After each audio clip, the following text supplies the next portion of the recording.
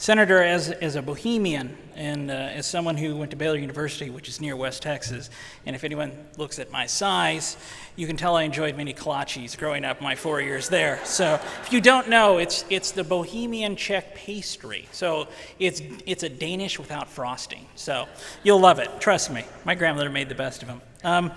I can't do a better intro than what you did, Senator. Since 2009, the Franklin Center has been leading the fight in the state capitals to tell the stories that nobody else will tell. Because of a strategic partnership with many state think tanks across this country, we've grown from 8 states to nearly 40 states producing daily stories on the issues that matter. We tell our reporters, if you walk into a room and there are 10 other reporters there, turn around and go find something else to write about. Because if you can't find a corrupt elected official, a corrupt bureaucrat by swinging a dead cat in the state capitol, then you're probably not doing your job and you're not going to be at our organization for too long. But I want to talk about somebody else tonight, and that's Andrew Breitbart. I had the honor of meeting him once at a baseball game in St. Louis. And I think it is a piggyback on something that Michele said about humanity, and I told the story at last Breitbart Awards that the thing that most impressed me about this man is that he walks into the skybox, and it's like Charleston Heston. It's parting of the waters. It's, oh my gosh, Andrew is here. And he has his son with him. And he says, you know what, guys, we got plenty of time to talk. I'm going to go sit and watch a few innings of the Cubs play the Cardinals with my son. He had his priorities right. And that's something that we should always remember about this man. But we are proud to once again, this is our second year to partner with the Heritage Foundation, to give this award to an individual who is willing to, I like to say, pay the price. And that's a challenge I also want to say that I think Andrew would have for everybody here tonight, our friends, our families, the organizations we work at. What price are you willing to pay to tell the truth? What price are you willing to pay for freedom? Anyone from the state of Virginia? Well, you might know the price that we're paying there at the Franklin Center. You guys might know a gentleman by the name of Terry McAuliffe. He's running for governor. And, well, he started a green energy car company in 2009. We started to do an expose of stories on this in December, and he didn't like that. So the company, 3 weeks ago, filed an $85 million lawsuit against us because we told the truth.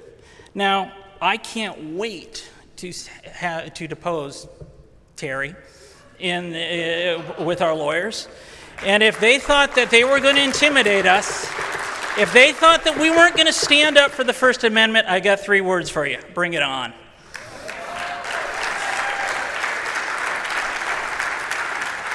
But it's not just us, there are other people here. My good friend Joe Lehman, the president of the Mackinac Center in Michigan.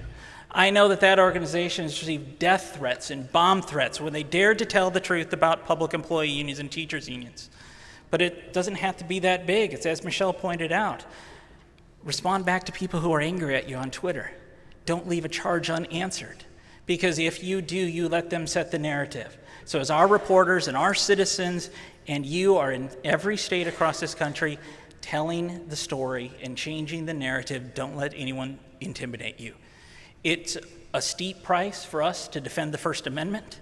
It's a steep price to stand in the arena and get attacked because we're conservative, because we believe in the Bill of Rights, because we believe in the Constitution, we support the 10th Amendment, we love the Second Amendment.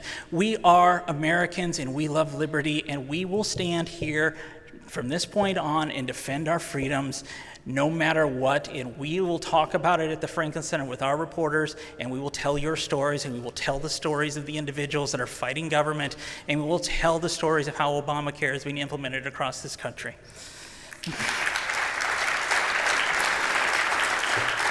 But I want to bring up a couple other gentlemen who knew Andrew a heck of a lot better than me. I want to bring up Larry Solov and Steve Bannon from Breitbart.com. They're going to offer a few words, and then we will present the award. And then I think Senator DeMint, if you will come up on stage as well.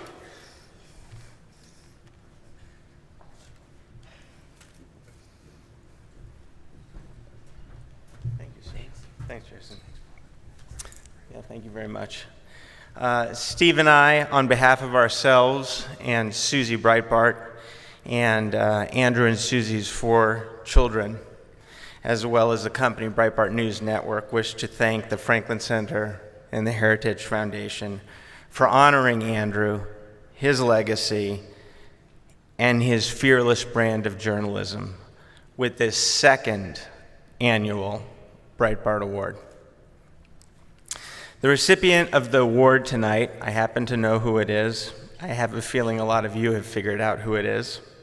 Exemplifies that fighting spirit, that fearlessness, and the tenacity that Andrew and his bar-room brawler brand of journalism brought every day.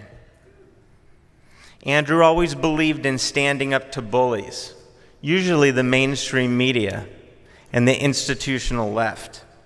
Why? He wanted to level the playing field for conservatives and conservative ideas. You know, something that Michele said and something that Jason said reminded me of something.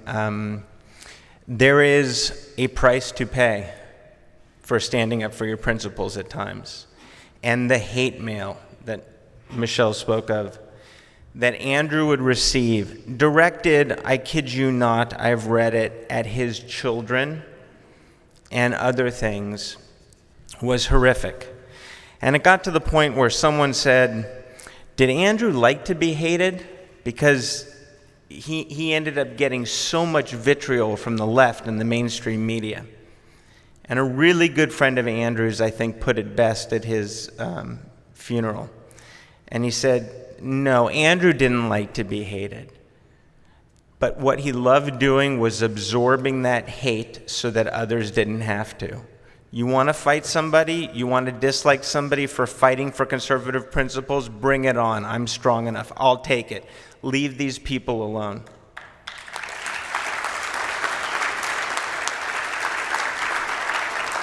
And Andrew lived that every day of his life. Andrew had tremendous admiration and respect for tonight's recipient and for, I'll keep you in suspense, his or her tireless and fearless work on behalf of conservative principles and something that Andrew also held dear: more voices, not less. So we, Steve and I, are so happy to be here in person to present the 2nd annual Breitbart Award to Michele Malkin.